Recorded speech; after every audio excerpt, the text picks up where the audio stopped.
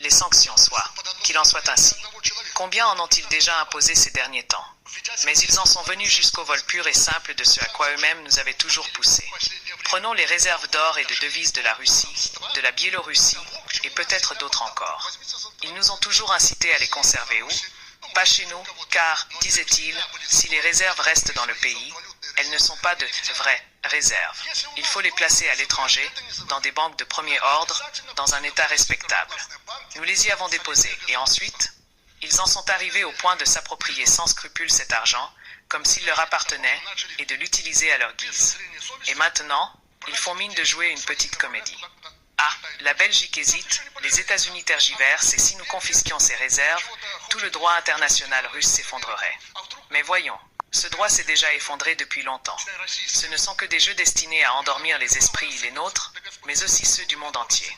Pourtant, aujourd'hui, les sanctions. Je ne comprends pas ce qu'il veut dire. On ne sait pas si les Tomahawks peuvent finalement être livrés ou non. Mais hier, si je me souviens bien, le représentant permanent des États-Unis auprès de l'OTAN a déclaré qu'il pourrait fournir à l'Ukraine une arme spéciale qui changerait la donne. Voilà une telle déclaration. Eh bien, il y a effectivement beaucoup de déclarations. Il faut encore les analyser. Nous les enregistrons toutes soigneusement.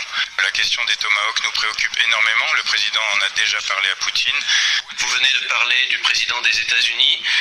Il y avait des questions liées, disons, à la discussion des problèmes concernant la livraison de nouveaux systèmes d'armes, y compris des systèmes à longue portée, des Tomahawks de haute précision, et ainsi de suite.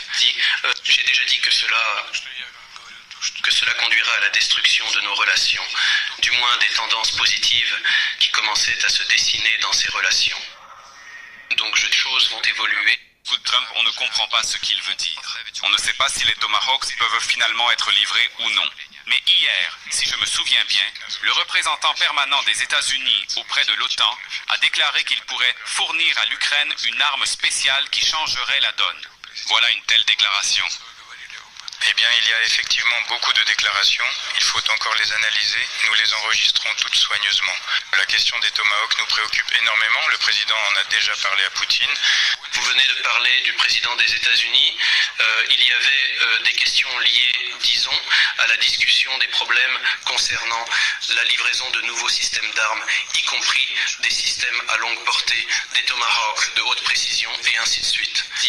J'ai déjà dit que cela conduira à la destruction de nos relations, du moins des tendances positives qui commençaient à se dessiner dans ces relations. Donc je dis ce que je pense. Mais la façon dont les choses vont évoluer... Écoute, Trump, on ne comprend pas.